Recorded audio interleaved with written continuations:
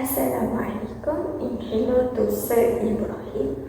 My name is NORFARAHIDA binti AZHAR, and our group will be present about the topic chapter 2, which is about the evaluation and the development the system, the local government system in Malaysia following during the post-colonization period,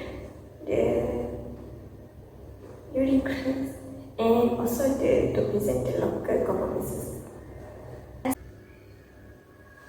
Hi, I'm NORFARAHIDA binti AZHAR, and I'm the first presenter that will present about the introduction and conclusion. The introduction. The system of local government was created and was introduced after the independence Federation of Malaya. And in Malaysia, the local government are placed under the state of government to administer the local public interest. However, there is reason and how the local government in Malaysia was in running following the historical story. One of colonialism, which is British, known as United Kingdom, one of the reasons that give the impact to the local government system now, as Malaysia are sharing the similarity system like United Kingdom, which has a king and president, or known as Malaysia system is democracy, constitutional monarchy, and parliamentary democracy, or known as like unitary system. In history, Malacca and Penang were the early state that conducted by rule for original purpose for campaigning for citizen purpose before moving on to the federated and unfederated Malaya. That's why in our segment we will explore about how the development and evolution of local government system in Malaysia during the colonization period, post-colonization period, and present local government system. Next. There are four importance of local government in Malaysia. So the first one is provision of basic services, second community development and public welfare, third is urban planning and sustainable development, and the last one is democratic participation and a representative. So let me explain in detail in the next slide. First, one of the most important roles of local government in Malaysia is the provision of basic services. Local government are essentially the frontline providers of everyday services that directly shape the quality of life of citizens. They are responsible for essential functions such as waste collection, drainage system, road maintenance, and the management of public amenities like park, markets, and recreational space. These services may seem routine, but they are crucial for public health, safety, and overall community well-being. For example, Kuala Lumpur City Hall or DBKL carries out their regular garbage collection and street cleaning. This not only keep the city clean but also help prevent the spread of disease and maintains urban hygiene. In rural areas, district council play an equally important role by managing road repairs, maintaining drainage, and ensuring access to clean water supply system. This effort ensure that even small and remote communities receive essential infrastructure support. All of this show that local government act as a backbone of daily life. They translate national development goals into real, tangible improvement at the community level. Without their continuous work, the basic function of society would not run smoothly. Next, another key importance of local government in Malaysia is its role in community development and public welfare. Local authorities are not just administrative body, they also act as social builders who strengthen community bonds and improve overall well-being. Local governments frequently organize welfare programs, awareness campaign, and recreational activity that bring people together. They run health initiatives such as dengue prevention drive, vaccination program, and a fitness campaign to encourage healthier lifestyle among residents. This program helps reduce health risks while promoting a more active and informed community. For example, several municipal councils in Selangor have introduced community recycling programs. These initiatives not only raise environmental awareness but also foster cooperation among neighbors, creating a sense of shared responsibility for local environment.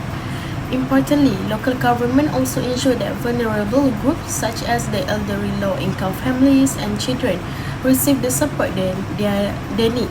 Through targeted welfare schemes, they provide assistance, resources, and protection to those who may otherwise be overlooked. All of this shows that local government go far beyond basic administration. They play a crucial role in nurturing social well-being, strengthening community unity, and ensuring that every group in society is supported and included. Another major importance of local government in Malaysia is its responsibility for urban planning and sustainable development. Local government play a crucial role in shaping how cities grow, how land is used, and how development is balanced with environmental and cultural preservation. They are responsible for issuing building permits, regulating housing projects, and monitoring environmental impact. These functions ensure that modernization does not come at the expense of community well-being or natural resources. In other words, local government act as guardians who balance development with sustainability. A good example can be seen in Penang. The Penang Island City Council has introduced policies that preserve heritage buildings while still allowing new developments. This approach keeps Penang economically vibrant while also protecting its cultural identity and historical charm. Similarly, in Johor, local council oversee industrial zoning to ensure factories and industrial areas do not negatively impact residential neighborhood. By carefully planning where industries are located, they help prevent pollution, protect public health, and also maintain a safe living environment. All of this demonstrates how local governments safeguard long-term sustainability. They integrate economic growth with environmental protection and culture preservation, ensuring that development today does not compromise the needs of the future generation. And last but not least, another key importance of local government in Malaysia is its role in promoting democratic participation and representation. Local governments serve as the closest level of government to the people, giving citizens a direct platform to voice their concern and influence decisions that affect their daily life. Through town hall meetings, public consultation, and various feedback channels, residents are able to participate in shaping policy on issues such as traffic management, housing development, and community safety. This creates a two-way communication process where the public is not just informed but actively involved in decision making. A clear example can be seen in Petaling Jaya, where residents have participated in discussions to improve public transport routes. This shows how local council encourage participatory governance, ensuring that community needs and suggestions are taken seriously. This kind of engagement strengthens democratic values because it ensures that governance is not top-down. Instead, it becomes inclusive and representative, reflecting the real needs, priorities, and aspiration of the people. In this way, local governments help build a more responsive and a people-centered system of administration. Next, I will present about the local government during colonization. Local government in Malaysia started during British rule. Before this, Malay villages were managed informally by the penghulu. When towns began to grow, the British introduced early committees to manage local matters such as taxes, sanitation, and public services. The first local government body was formed in Penang in 1801 called the Committee of Assessors. It managed property rates, roads, markets, and drainage, and marked the start of organized town administration. Later, Penang, Malacca, and Singapore became the state settlements. The Municipal Act of 1856 created formal municipal councils that handled sanitation, water supplies, drainage, and taxes. Limited local elections also began during this period. Next, we move to the expansion of municipal functions. As towns continued to grow, municipal councils took on more responsibilities. This included public health, rubbish collection, street lighting, and licensing. The councils consisted of both elected and appointed members. This system later became a model for other parts of Malaya. When it comes to development in the Malay States, the British introduced a simpler system of local government. The sanitary boards enactment of 1907 created sanitary boards that focus on cleanliness, disease control, and building matters. In other areas, town boards and rural boards were formed. As towns in like Kuala Lumpur and Ipoh grew rapidly, they were upgraded into town councils. I will briefly explain the challenges Malaysia faced after independence in 1955 regarding local government. Many councils were small, underfunded, and struggled to provide basic services like waste collection, street lighting, and public health. This situation highlighted the need to restructure local authorities to make them more efficient and relevant to national development. Now, we move on to legal framework and institutional reforms. The Interim Local Government Act 1974 temporarily replaced all council to address administrative gaps, followed by the Local Government Act 1976, which established municipal and district councils with clear responsibilities. Additional laws such as the Town and Country Planning Act and the Street, Drainage and Building Act gave council authority over planning, infrastructure and public services. Next, let's look at the administrative structure of council. Council consisted of 12 to 20 members led by a mayor or council president, with members drawn from residents, professionals and community leaders. Committees were formed to focus on planning, infrastructure and public health, enabling councils to manage essential services and developmental projects effectively. Now, we turn to the role of Council in implementing the new economic policy. Council helped reduce urban poverty by upgrading squatter settlements, providing skill training, managing housing development, and distributing business license. This showed that Council were not just service provider but active partner in socio-economic development. Next, we focus on planning and controlling urban growth. Council prepared structure and local plans, introduced public participation and made bylaws for traffic, parks and public health. Effective planning relied on financial resources to maintain services and support developmental projects connecting local governance to national goals. Let's now consider the financial aspect of local government. Council rely on property rates, license, fees and federal grants, with smaller council especially dependent on these grants. Careful financial planning allowed council to maintain essential services while funding developmental projects aligned with national objectives. Malaysia is a federal constitutional monarchy with a bicameral parliament. The head of state is the Yang di-Pertuan Agong and is elected by the Conference of Rulers made up of 9 royal families of the member state of Malaysia on the rotation for 5 years. So these 4 states have governors appointed by the parliament, while the 3 territories are governed directly by the federal government. In addition to the 13 states, 9 of which are sultanates, there are 3 federal territories. The administration of local authorities is carried out throughout the appointment-based system, whereby the Datuk Bandar, Yang di-Pertua and councillor are appointed by the state government. The present local government system in Malaysia operates under the supervision of the Ministry of Housing and Local Government.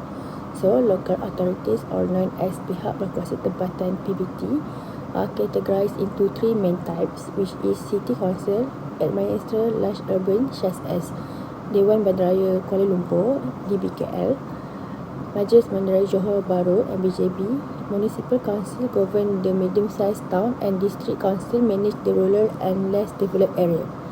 So, they are being the third tier of government as they subject to state authority and are responsible for provide basic service, and local development serve as an important mechanism to further the policies and to facilitate the implementation of relevant strategies and programs of the federal and state government.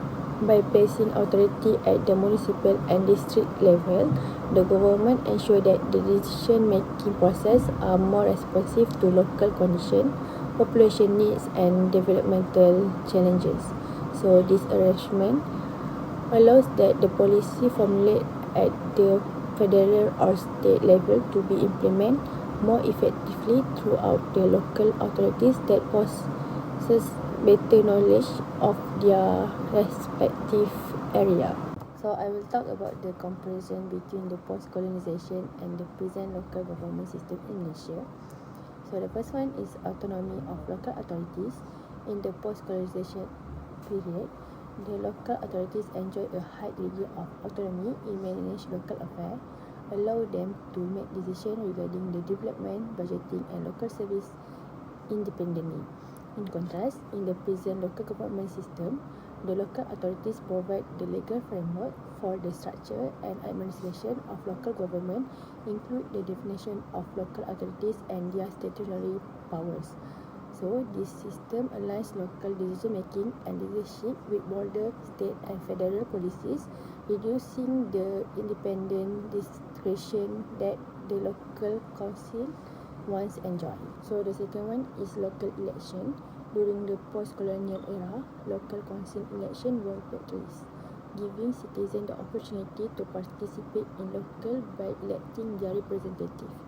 This system promotes democratic legitimacy, accountability and public engagement. However, no local government election have been held in Malaysia since 1965 as Indonesians were perceived to act aggressively. Emergency regulations were introduced, later reinforced under the Local Government Act 1976 Act 171 Section 15, which state notwithstanding anything to the contrary contained in any writing law, all provisions relating to local government election shall cease to have force or effect. So the third one is appointment versus representation. The post-colonial local council were comprised of elected representatives, chosen directly by residents to reflect community interests and needs. Under the present system, councillors and leaders such as Datuk Bandar and Yang di-Pertua are appointed by the state government, often from among senior public servants, reflect a professional and administrative approach rather than democratic one.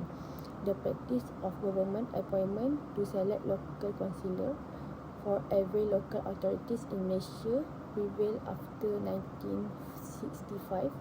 While this ensure continuity and administrative expertise, it reduced the direct representation of citizens in decision making. The fourth one is centralization of powers. In the post-colonial system, local authorities had greater freedom to manage affairs without intensive oversight from state and federal government. This autonomy sometimes leads to inefficient or lack of coordination between different levels of government. Today, the present system under the Local Government Act 1976, Section 171, has strength centralization as PBTs are administered under state laws and major decisions regarding the planning, finance and policy implementation requires state approval. Decentralization ensures that the uniformity and coordination but reduce the independent power of local authority. Last but not least is the role and purpose of local government. Under the post-colonial system, the role of local authorities emphasized the public participation, grassroots democracy, and public accountability, serving as a platform for citizens to influence the local development and government. In the present system, the role of PBTs has shifted to an administrative and implementation-oriented body, primarily responsible for executing policies formulated by the state and federal government. The present system prioritizes the efficiency. Professional administration reflects a long-term shift from electoral democracy to a professional government model, prioritizing efficiency and the stability over the electoral representation. Now back to me, we are moving into the last chapter, which is about the conclusion. So all presenter has the sharing a point of knowledge about how local government system in Malaysia is working. It all started from the colonialism, the era, the British legacy, especially during the colonization period, post-colonization period, and the effect on the present local government system. This also gives impact to the how it functions, the objective that meet the cost that grow together with the system development in Malaysia. Regardless of that, local government in Malaysia plays a key role as they are more closely to the citizen of the country, to the public, to contribute to approach citizens to contribute more in democracy process and the decision making about the planning, about the town, and about the decision making about the sustainable and development, as they also taking administer the local affairs like the garden, the parking, and etc. Because they are more closer to the public. So public always give concern they are to investigate the public responsiveness, the public concern. And in this assignment, we also know about the difference, the post-colonization period, the old system and the new system. And that's all from us. Thank you, Ibrahim, for watching our video presentation.